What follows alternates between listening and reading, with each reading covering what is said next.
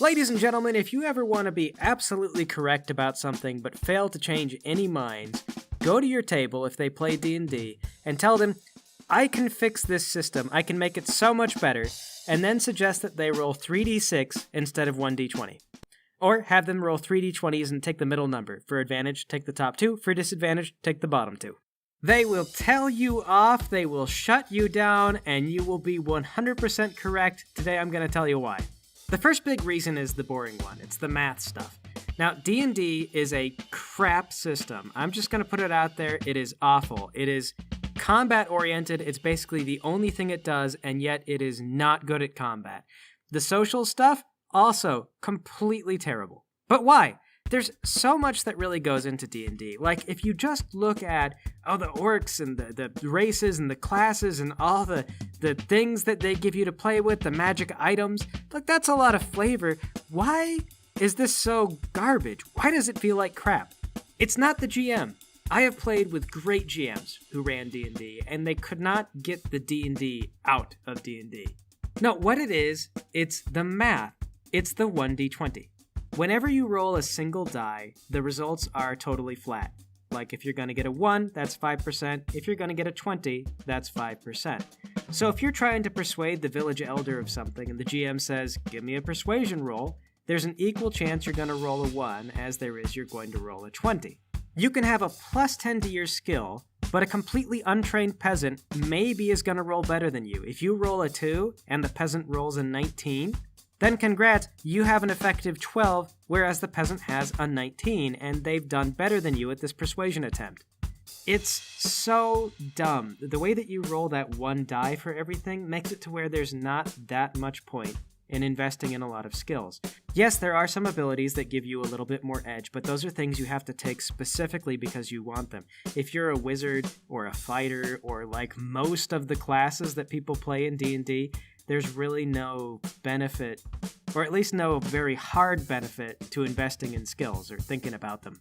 This is a problem in 5th edition D&D, where they've almost completely given up on skills. Now you just get them as you level up. And this was a problem in 3.5, even where you got to control what kind of skills you leveled up. The D20 is God and can really screw you. You have almost no control, it is completely unpredictable, you cannot rely on it, and that's why you should almost always turn to combat to solve all your problems, because combat involves lots and lots of rolls over a great length of time, and due to that, the statistics will even out in your favor. However, even combat sucks when you roll just 1d20. Think about it, you're sitting at the table, your turn comes up, you roll to attack, and you whiff. You rolled a 2. Oh, too bad. You only had to roll an 8 to hit that skeleton, but sadly, that is a 40% chance of missing if you had a plus 6 to attack. See, because the skeleton had an AC of 13, and this is getting technical and stupid and in the weeds. The point is the D20 is a bitch, and it screws you all the time. And now you gotta wait!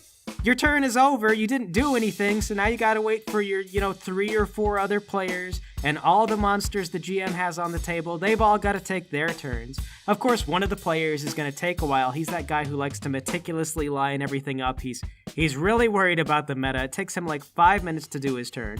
We all like him as a person, so we're not gonna badger him or crush his soul or anything like that. We just gonna politely wait, because we like to hang out with him.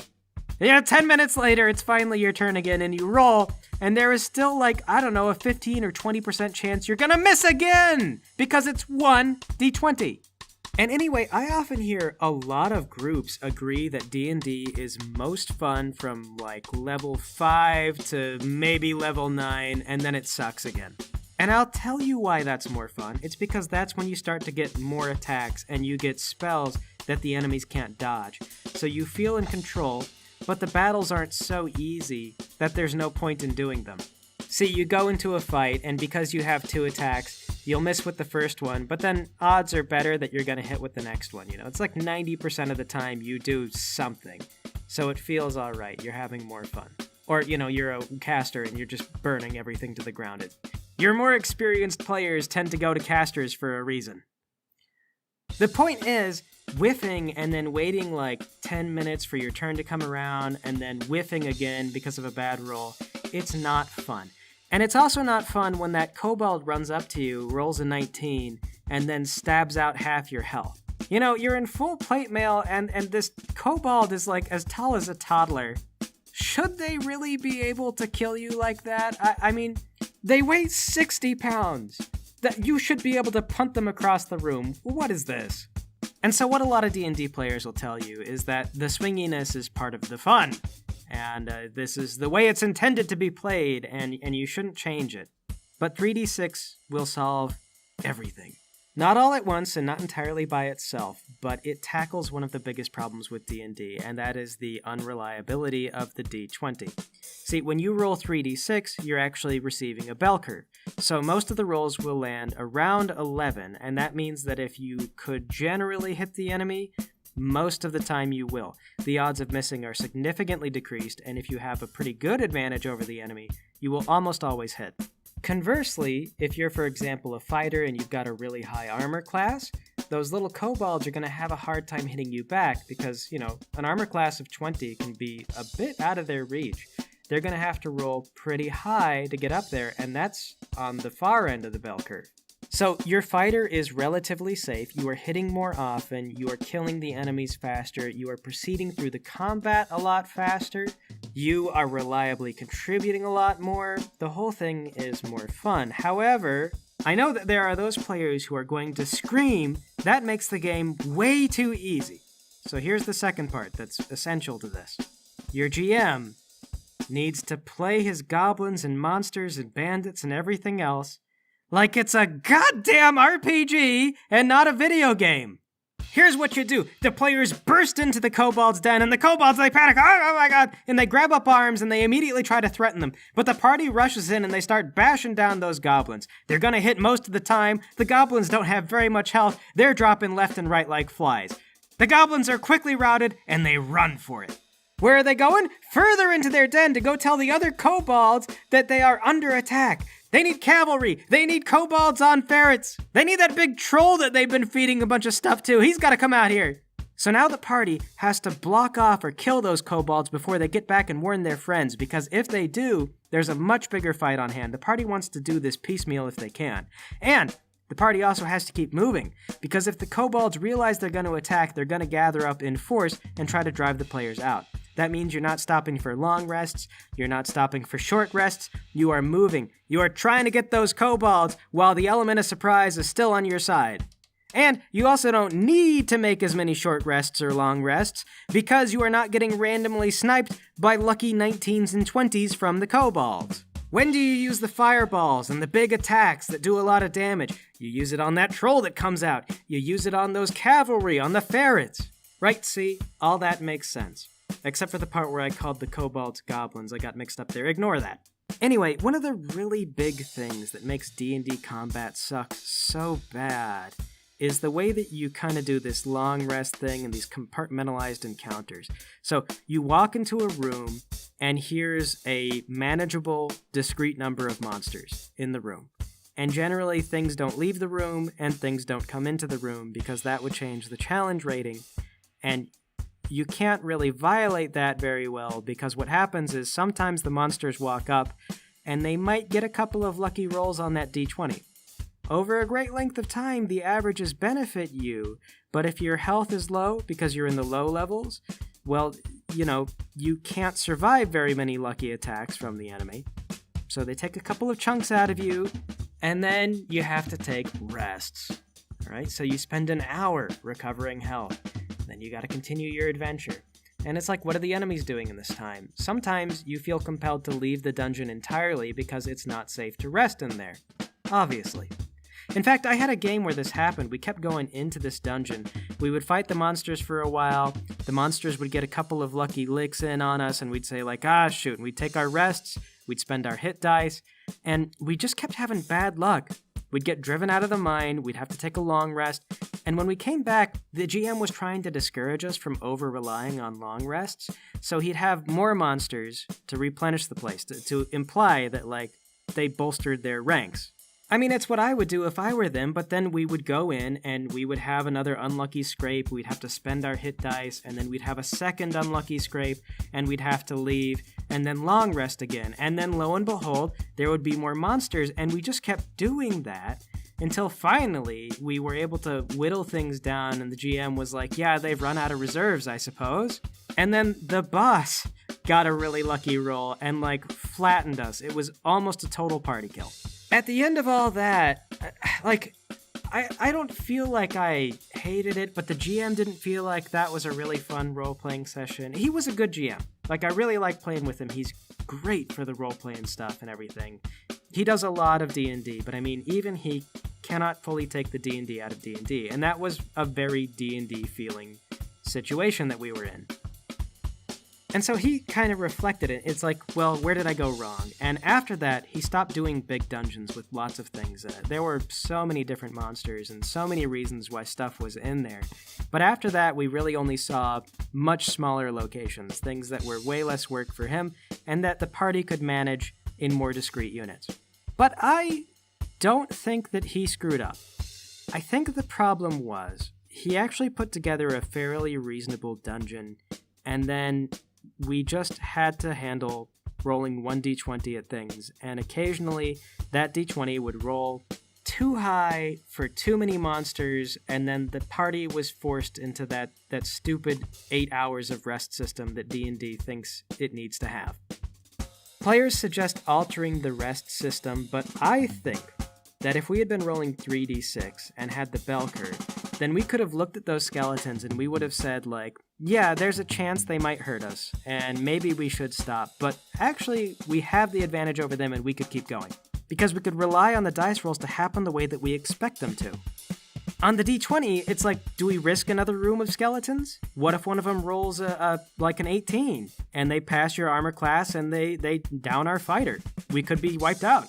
But on 3d6, we know the skeletons are almost not going to pass the fighter's armor, so we can trust that we can forge ahead, at least for a little while longer. So compare those two anecdotes. You've got the one where you bust in and you're trying as fast as you can to catch all the kobolds and make sure they're all dead before they can tell the ones in the next room. It's dynamic, it's exciting. The kobolds feel alive. The kobolds that come out on their ferrets wearing armor, you can tell that they're crack troops. You know that those are the ones that you want to throw your big spells at. You know, the little ones are kind of beneath your notice. And then you've got the mines that I talk about, where you just go in the mines and it's like a skeleton has the potential to kill a player. Should we even bother, or should we take another long rest? It is super slow. The monsters are not really leaving their rooms or alerting their friends. All of the reinforcement happened while we were long resting. It's like off screen. It's not dynamic. It just chugs along. And it's the quintessential D&D experience, because that's sort of how D&D always has been. You go to these rooms, you fight a discrete number of monsters, you try to manage your resources, and, you just hope that the monsters don't roll a 20 and that you don't roll a 1. If you take the kobold example, one of the things that can be fun about that is you imagine, suppose the kobolds do get the advantage on the players and they start to push them out of their den or whatever. Well, now the players have got to run. They've got to barricade the doors behind them. They've got to get out in the woods and they've got to try to hide their scent. The ferrets are coming. They're sniffing them out. Oh no. Even the escape is dynamic and fun, and you can kind of do that to him because, as the GM, you know kind of whether or not the mounted ferrets are going to hit the party members, and you can maybe split them up into different hunting packs, and you could send manageable numbers at them, and you know that the ferrets aren't necessarily going to kill them. Whereas, meanwhile, if you take the standard 1d20 system and you send those ferrets after the party, one bad roll down's a player, but the odds are much better that you'll actually get 2 bad rolls, and you'll kill 2 players, and, then it's a party wipe. So ironically, although they talk about 1d20 is a lot more dynamic, who knows if I will live or die, I might roll a 1, I might roll a 20. The truth is that in practice, with a good GM and lots of dynamic stuff, the 1d20 is not as safe, and it is harder to build narrative around because it's not very predictable, it's not very stable, and if you chase the party down with, what should be a manageable number of ferrets, you might just accidentally kill them because of the instability of the statistics. The roles being kind of safe and more predictable gives you more buffer room to put the party in more pressing danger. See, it's a little counterintuitive, but believe me, it works. The other thing that the stable statistical bell curve does for you is it kind of lets you see where imbalances are. The single D20 system actually hides a lot of imbalance because you don't really advantage all at once, you kind of advantage gradually over time, and the human brain is not really great with statistics, so something might be broken and you don't really recognize it if it's happening over like 8 hours of gameplay.